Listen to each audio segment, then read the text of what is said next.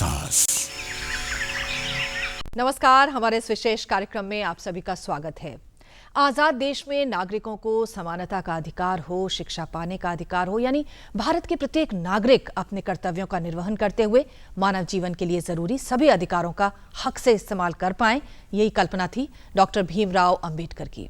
आजाद भारत में जाति, धर्म या फिर आर्थिक रूप से किसी के साथ भेदभाव नहीं होगा। आने वाले भारत का शासन एक व्यक्ति या किसी वर्ग विशेष की मान्यताओं के आधार पर नहीं, बल्कि सिर्फ और सिर्फ संविधान के द्वारा ही शासित होगा। संविधान निर्माताओं की संकल्पना को मूर्त रूप देने के लिए आजाद भारत चल पड़ा और आज समाज में जातिगत व्यवस्था की धारणा को तोड़ दलित और पिछड़ा समाज कंधे से कंधा मिलाकर आगे बढ़ चला है। ये डॉक्टर भीमराव अंबेडकर के सपनों का भारत है, जिसमें संघर्ष है, तप है, साधना से हासिल नया मुकाम है। अटूट मेहनत वाली इस आवाम में आदिवासी हैं, दलित हैं, पिछड़े हैं, जिन्होंने समय की चोटों से, काल के थपेड़ों से, जाति और छुआछूत की पीड़ाओं से दूर एक सभ्य समाज बनाया है, जहां जाति व्यवस्था टूटी है, छुआछूत पर विराम लगा है। सामाजिक समरसता ने नया आकार हासिल किया है। अम्बेडकर ने राष्ट्र की जो परिभाषा अपनी स्वीकार की है, जो माना है, वो रेनॉन की परिभाषा है कि व्यक्ति अगर और समूह अगर साथ सपना देखता है, साथ में वो दुख मनाता है और साथ में सुखी होता है, खुश होता है, तभी वो एक राष्ट्र है। इस मामले में भारत अभी भी बनता हुआ राष्ट्र है, जहाँ पर अलग अलग समूह अभी भी अपनी निजी पहचान को परे रखते हुए राष्ट्र निर्माण में जुड़ पाएँ, वो प्रक्रिया अभी भी चल रही है। तो India nation in the making है। जो उन्होंने सपना देखा था, मैं ये नहीं कहती कि 100% ही उसमें सफलता हो गई, लेकिन हाँ काफ़ी हद तक, और ये कह सकते हैं कि 90% से भी ज़्यादा उसमें उनके सपना साकार हुआ है। जो समाज में दलित समुदाय का, समाज का जो आज का स्तर है, वो निश्चित रूप से चाहे आर्थिक रूप में हो, चाहे सामाजिक रूप में हो, हर तरह से मतलब वो एक समानता आई है। अभाव की आंधी कई परिस्थितियां तैयार करती हैं, शिक्षा से कोसों दूर रखती हैं। बिजनौर जिले के चौकपुरी गांव की अंजलि पढ़ना चाहती है। हालात है कि घर का सारा काम अंजलि के जिम्मे है। जानवरों का पालन, जंगल से घास इकट्ठा करना, ये पढ़ने की उम्र है। रोटी बनानी पड़ो, हराया गिरकाना पड़ो, कपड़े धोने पड़ो। चतर सिंह की दोनों बेटियां सविता और आकांक्षा 8वीं पास हैं। दोनों पढ़ना चाहती हैं। घर के हालात रोटी जुटाने को मजबूर करती हैं। 8वीं में से निकली हूँ और 9th का तो अभी पता ही नहीं है। गरीब लोग हैं हम, कैसे पढ़ पाएंगे? गांव में हो तो पढ़ भी लो। गांव में 8वीं तक है, 8वीं तक कर लिया हमने। पढ़ना तो सभी चाहते हैं, मगर कैसे पढ़ो जब गरीब हो तो।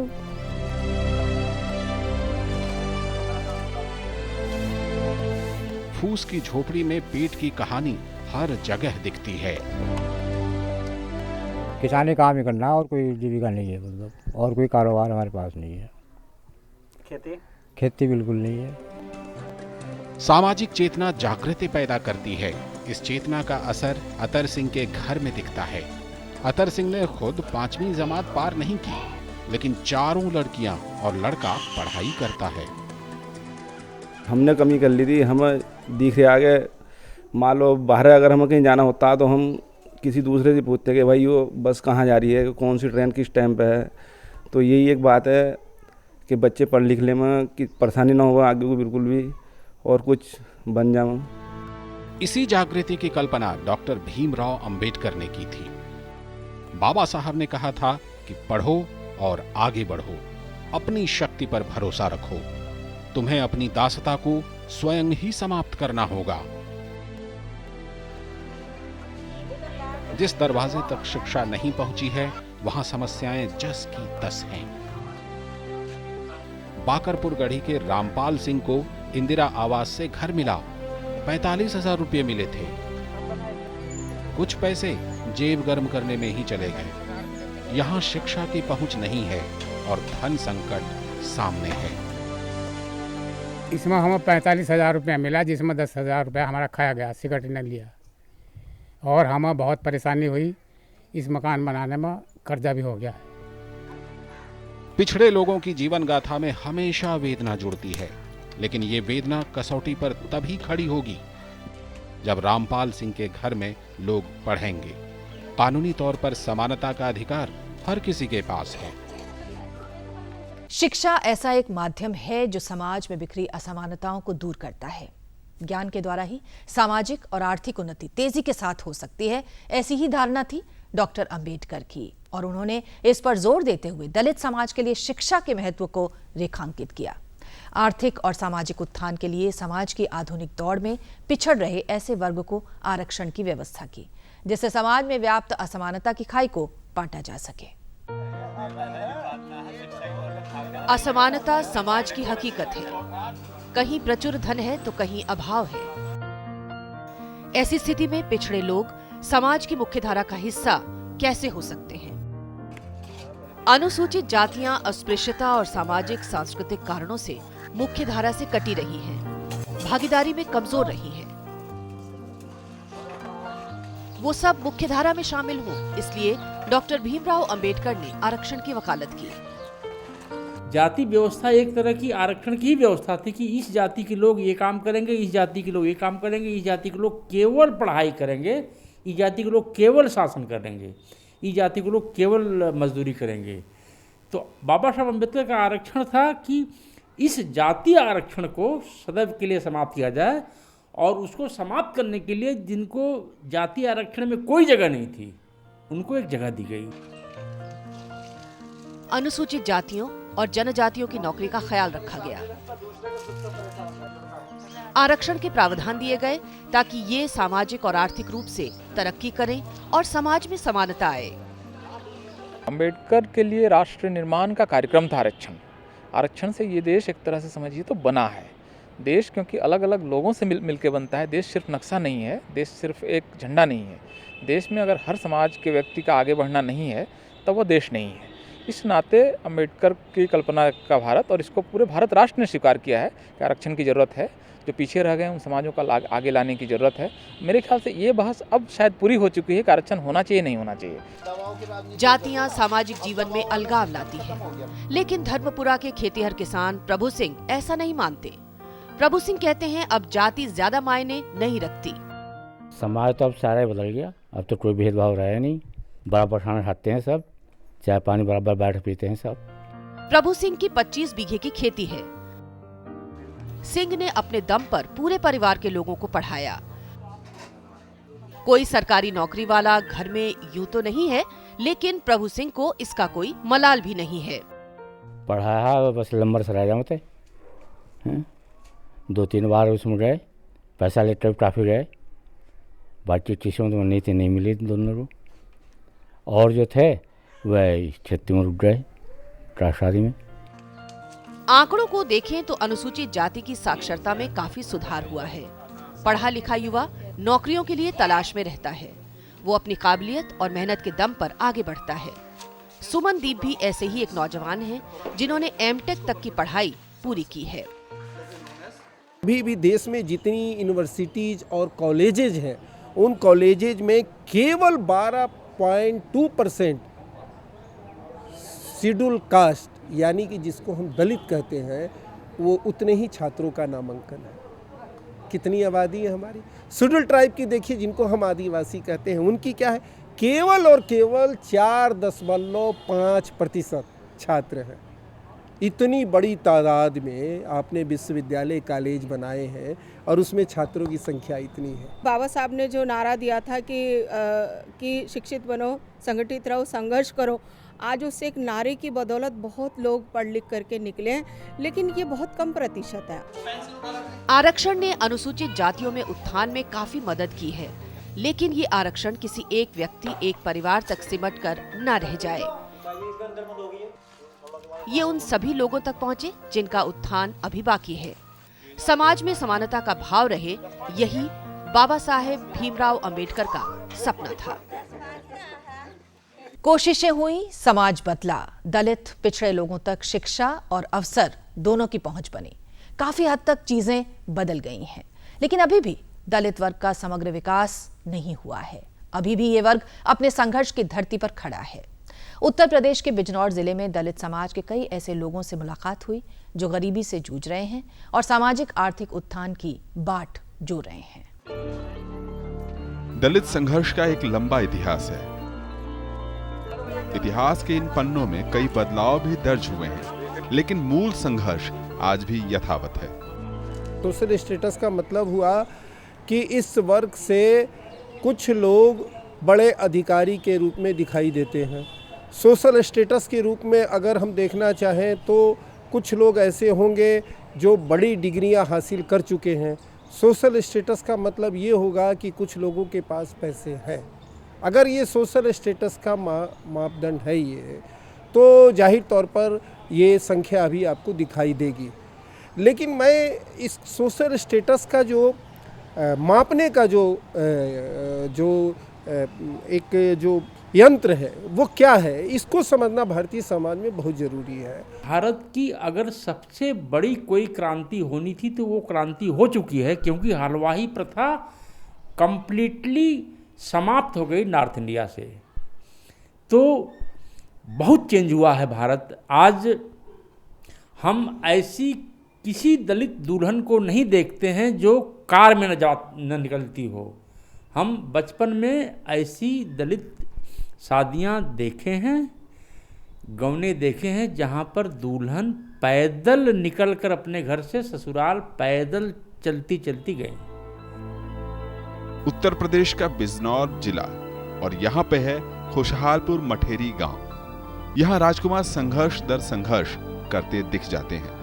राशन कार्ड से लेकर छत ना होने की पीड़ा है। राजकुमार मजदूर हैं, गज भर जमीन भी नहीं है। मजदूरी पर 3 बच्चों का परिवार पलता है, फूस की झोपड़ी है। हालत ऐसी है कि कभी भी छत हवा के झोंके से कहीं और जा गिरे।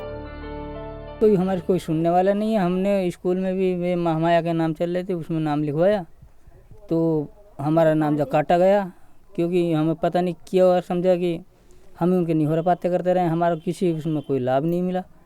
प्रधान जी से सिफारिश करी, प्रधान जी ने कुछ नहीं बताया। उससे पहले जो प्रधान थे उनसे कहा था, उनसे नाम लिखवाया था, तो उन्होंने भी नाम तो लिख लिया, लेकिन हमें वहाँ से भी नाम काटवा दिया हमारा। खुशहालपुर की विडंबना देखिए, यहाँ 25% आबादी दलित समुदाय की है। लोगों की हालत खुद बयां हो रही है। लोग मजदूर हैं, लेकिन बीपीएल कार्ड का सहारा भी इनके पास नहीं है।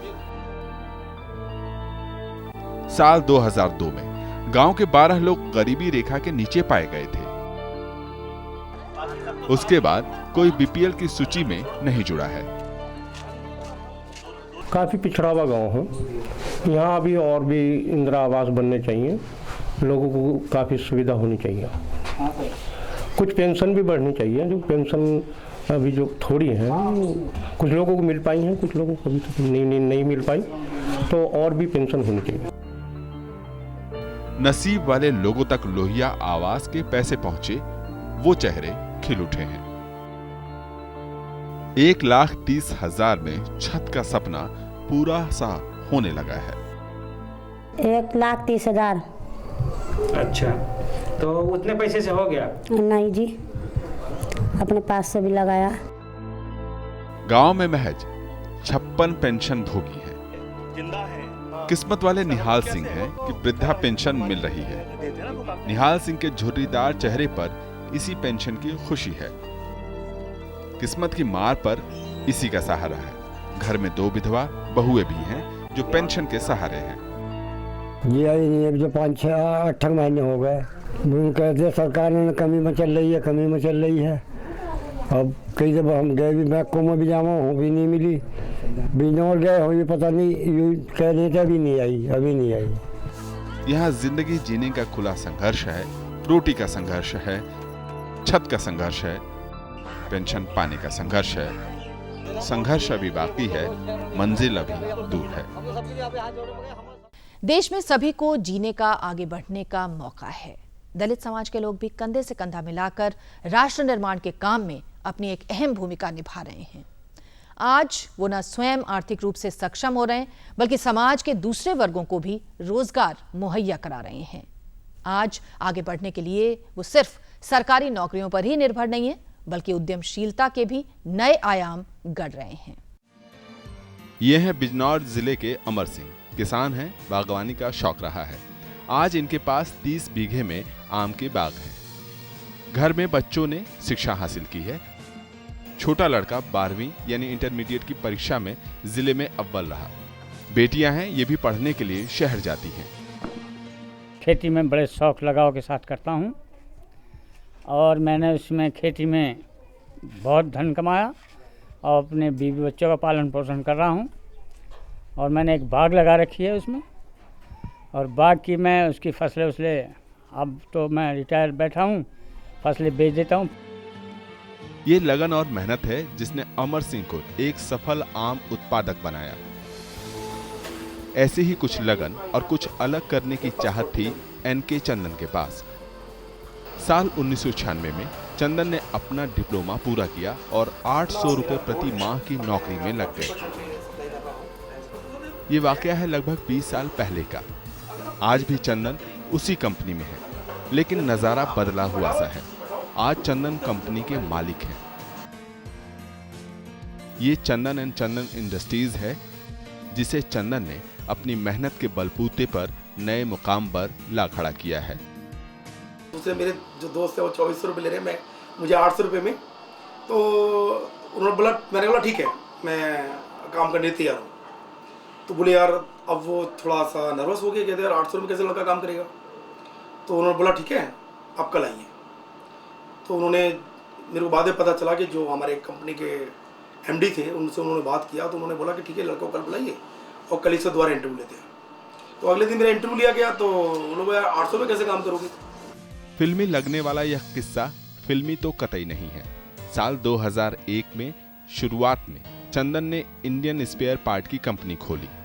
साल 2007 में टाटा के एक करार के लिए डिक्की की तरफ से चंदन को चुना गया और चंदन कंपनी के मालिक बन गए। आज कंपनी का संचालन चंदन कर रहे हैं और इसका सालाना कारोबार 3 करोड़ रुपए का है। यही है सफलता की इबारत।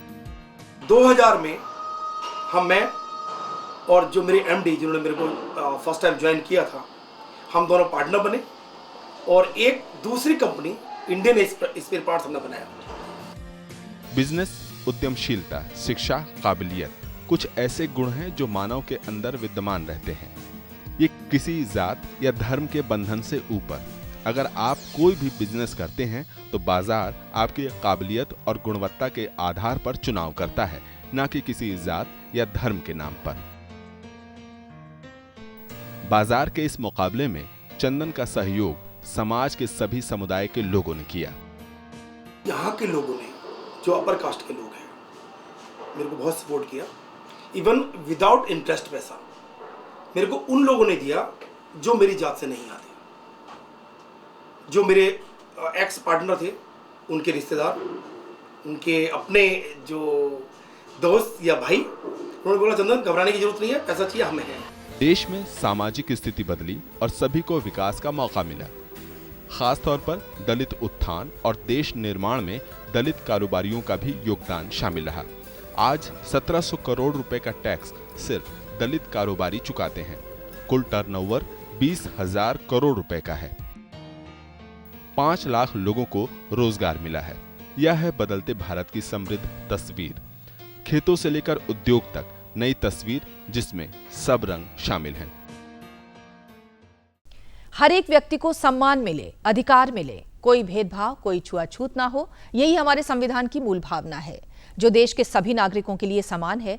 लेकिन आज भी एक तबका ऐसा है जो आज़ादी के बाद भी, हाड़-तोड़ कोशिशों के बाद भी छुआछूत, जात-पात और भेदभाव की पुरानी वर्जनाओं में जकड़ा रहा है। आज भी सर पर मैला ढोने वाले लोगों की एक संख्या देश में है। ये वर्ग सामाजिक दबाव के चलते अपनी आजीविका के लिए दूसरे रास्ते नहीं तलाश पाया। लेकिन सुखद पहलू ये रहा कि सरकारी संस्थाओं और लोगों के प्रयास से आज ऐसे लोगों को इस काम से मुक्ति दिलाकर उनका पुनर्वास भी किया जा रहा है और ये लोग समाज की मुख्य धारा में शामिल हो रहे हैं। Name is Yusuf Chauhan. I live in Alwar, Rajasthan. I get up early in the morning. I am from नेदरसा Sulabh international social service organisation Alwar Rajasthan. ये उषा चोमर है, कभी स्कूल की सीढ़ियों तक नहीं चढ़ी। हमारा क्या होता है, सिर्फ घर बदलता, काम हमारा वही रहता, हमें पता रहता कि वो काम करना पड़ेगा। हमें नहीं मालूम है कि अलवर के हजूरी गेट की उषा मेला ढोती थी। कोई सामाजिक मान्यता नहीं, हजूरी गेट की गलियों को उषा की परछाइयों से परहेज था। जिनों के घर हम मेला ढोने के लिए जाते थे वो लोग बहुत छूत करते थे, जिससे बहुत दूर से चलते थे। वो कभी हमारी परछाई भी नहीं पड़न देते थे वो अपने ऊपर। जिस पास बैठने की तो बहुत बड़ी बात है, बहुत दूर की बात है। तो एक दिन अनजान मुसाफिर से मुलाकात हुई। जब हम राजस्थान अलवर में भी काम कर रहे थे तो डॉक्टर पाठक वहाँ पर गए थे, तो उन्होंने हमसे पूछा कि भाई आप ये काम क्यों करते हो? आप ज़्यादा किस पिताजी, कौन से पिताजी को याद करो? उषा की जिंदगी बदल गई है, मैले का बोझ पीछे छूट गया है। पुरखों की परंपरा या मेला ढोने की कुप्रथा को उषा त्याग चुकी है।